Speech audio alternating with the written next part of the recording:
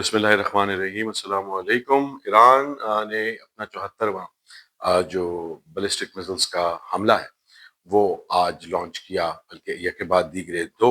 Waves of missiles launch किए हैं Israel पर और अमेरिकी टारगेट्स के ऊपर जो कि मिडल ईस्ट के अंदर मौजूद हैं। उन्होंने भी ईरान के ऊपर काफ़ी ज़्यादा अटैक्स लॉन्च किए हैं। दूसरी जानिब अमेरिकी सदर ने जो 48 घंटे की डेडलाइन ईरान को दे दी है,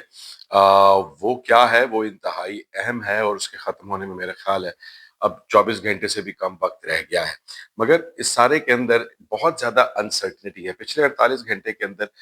जो इस सारी सिचुएशन की जो मंजरनामा है, वो कभी ऐसा लगा जैसे अब ये जंग मुकम्मल तौर पर ख़त्म होने लगी है और उसके बाद एकदम हालात जो है वो पलट गए। तो चीज़ें जहाँ पर किसी भी सूरत किसी सर्टेनिटी की तरफ जाती हुई नज़र नहीं आती, वहाँ पर एक चीज़ ऐसी है जो कि इंतहाई खतरनाक है, मगर वो अब सर्टेनिटी सी लगने लगी है। लगता है कि अब यही वो वाक़तन यही वो एक अल्टीमेट आउटकम है जिसके नतीजे के अंदर ये जंग खत्म हो सकती है। वो क्या है वो आपको बताएंगे। और उसके अलावा पाकिस्तान के अंदर बहुत सारी आवाज़ें आ रही हैं पाकिस्तान के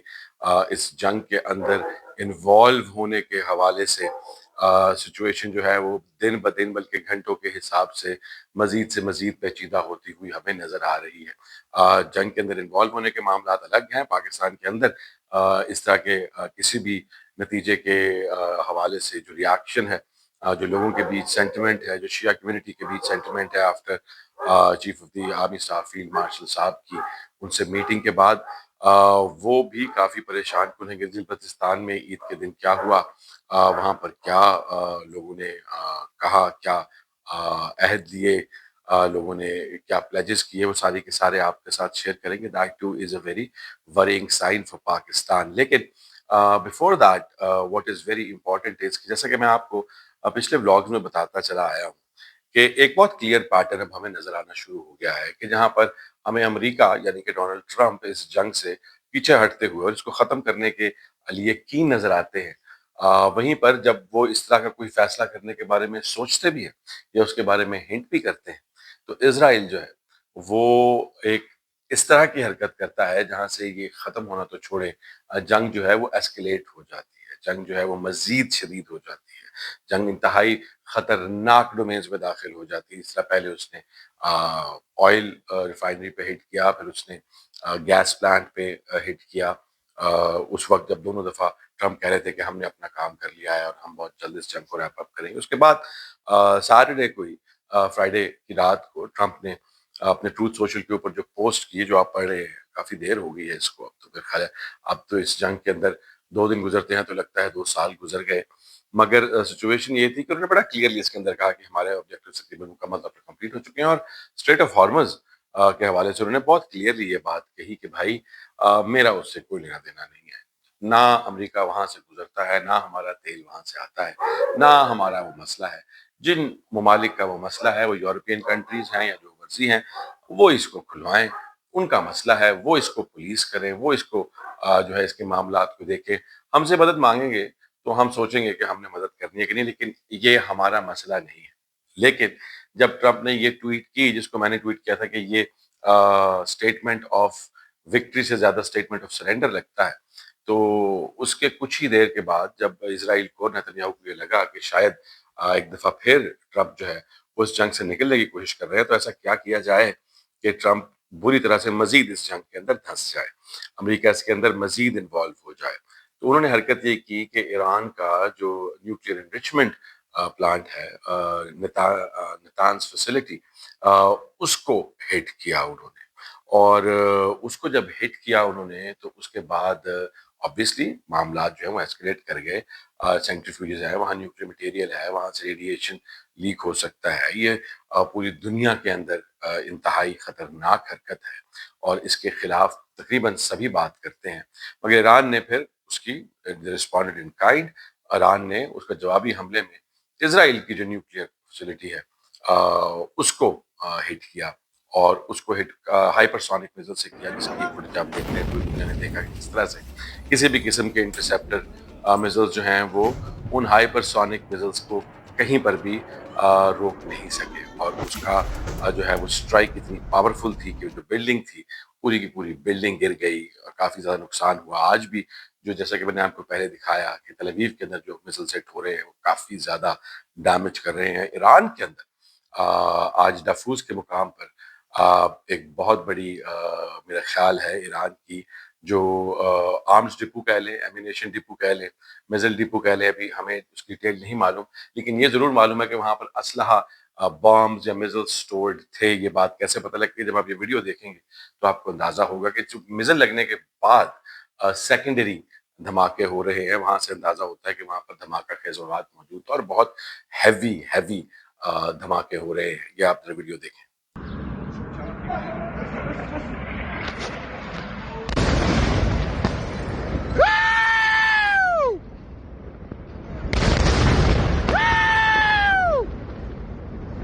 تو اب آپ نے یہ دیکھا کہ اسرائیل جو ہے یہ بھی اسرائیل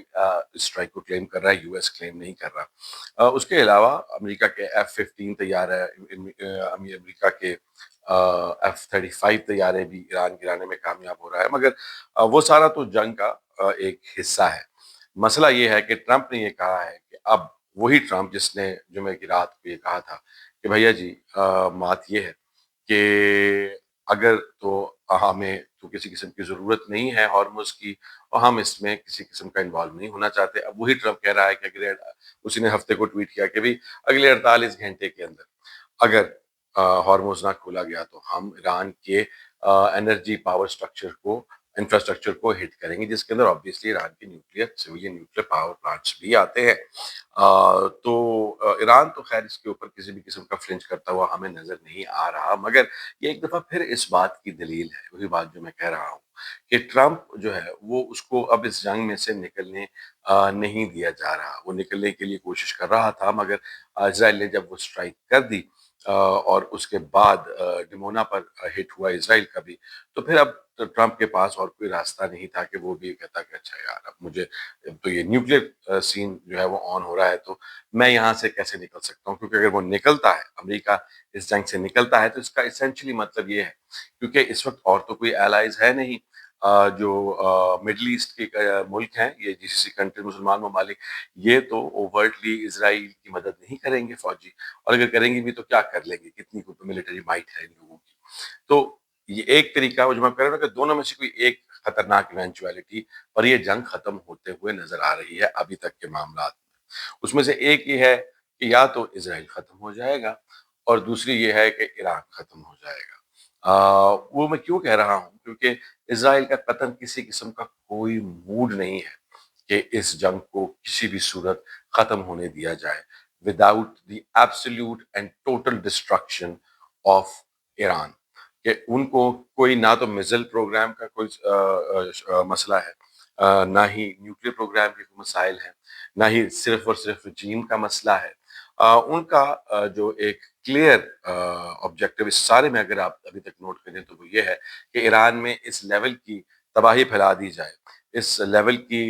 لیڈرشپ جو ہے وہ قتل کر دی جائے, ان کی ڈیفنس کو ختم کر دیا جائے, ان کے تمام تر ہر قسم کی ریزیلینس کو ختم کر کے ایک کیوس کریٹ کیا جائے, ایک ایسی نیشن بنا دی جائے جس کا نہ کوئی والی وارث ہو اور وہاں پر سوائے افراتفری کے کچھ نہ ہو, اس آبجیکٹو کو لے کر. اور دوسرا آبجیکٹو اس کا یہ ہے کہ مسلمان ممالک جو ہیں وہ اس سارے کے اندر ایک دوسرے کے ساتھ لڑے بھڑے اور چیزیں ہمارے لیے آسان ہو جائیں. اس کے اندر جو مسلمان ممالک ہیں وہ کیا کر رہے ہیں, سعودی عربیہ کے ایک بڑے ان کی رائل فیملی کے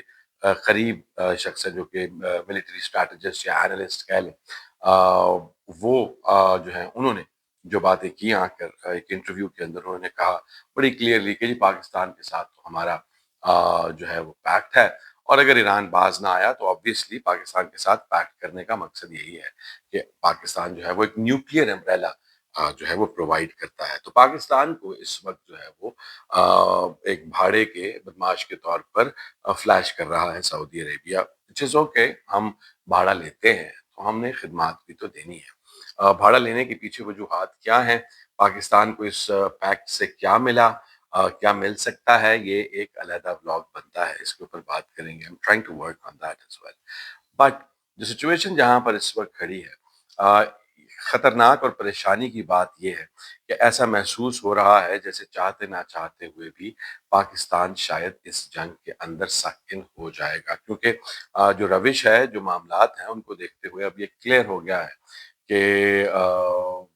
اسرائیل تو امریکہ کو یہ جنگ کی صورت ختم کرنے کی اجازت اب نہیں دے رہا۔ ٹرمپ اگر یہاں سے پیچھے ہٹتے ہیں اور اسرائیل پیچھے نہیں ہٹتا تو ٹرمپ کے ماتھے پر ایک تو یہ ٹیگ ان کو لگتا ہے ڈر خوف کی وجہ سے لگے گا کہ وہ یہ بھگوڑا ہے، یہ خوف کھا گیا ہے اور یہ ہار کے پیچھے ہٹ گیا ہے، اسرائیلی ہم ابھی تک لڑ رہے ہیں اور ہم بڑے بریو ہیں۔ مگر وہی نیتن یاہو جو کہتا تھا کہ، اور ٹرمپ جو کہتے تھے کہ ہمیں کسی کی ضرورت نہیں، ہم اکیلے ہی کافی ہیں، آج انہوں نے ایک ٹویٹ کی جس کے اندر انہوں نے پوری دنیا کی منتیں ترلے کی، اپیل کی کہ بھئی آپ کے لیے ہم یہ جنگ لڑ رہے ہیں، آپ آ کر جو ہیں وہ اس جنگ کا حصہ بنے، سب کے سب مل کر۔ یعنی کہ اسرائیل بھی میرا خیال ہے اب اپنی حرکتیں کر رہا ہے۔ اس کا جو بہترین اس وقت سینیریو یہ ہے اسرائیل کے لیے کہ باقی ممالک اس کے اندر ساکن ہو جائیں، جیسا کہ ہم نے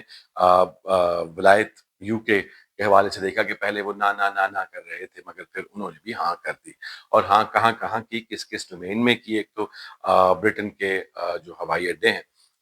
وہ استعمال ہو رہے ہیں، ایران نے ڈیگو گارسیا جو ہے اس کے اوپر ان کی بیس پر اٹیک کیا جو کہ کافی دور ہے، جس کے اوپر اسرائیل نے بہت سر پیٹا کہ دیکھیں ایران کہتا تھا 2000 کلومیٹر تک کی صرف رینج کی میزلز ہیں، یہ تو 4000 تک کے ہیں، پورے کے پورے یورپ کو ہٹ کرنے کا پلان بنایا ہوا ہے ایران نے، کوئی یورپین ملک جو ہے وہ سیف نہیں ہے، اس لیے ان سب کو اس کے خلاف کھڑے ہو جانا چاہیے۔ مگر آج اس پہ ڈیولپمنٹ یہ ہے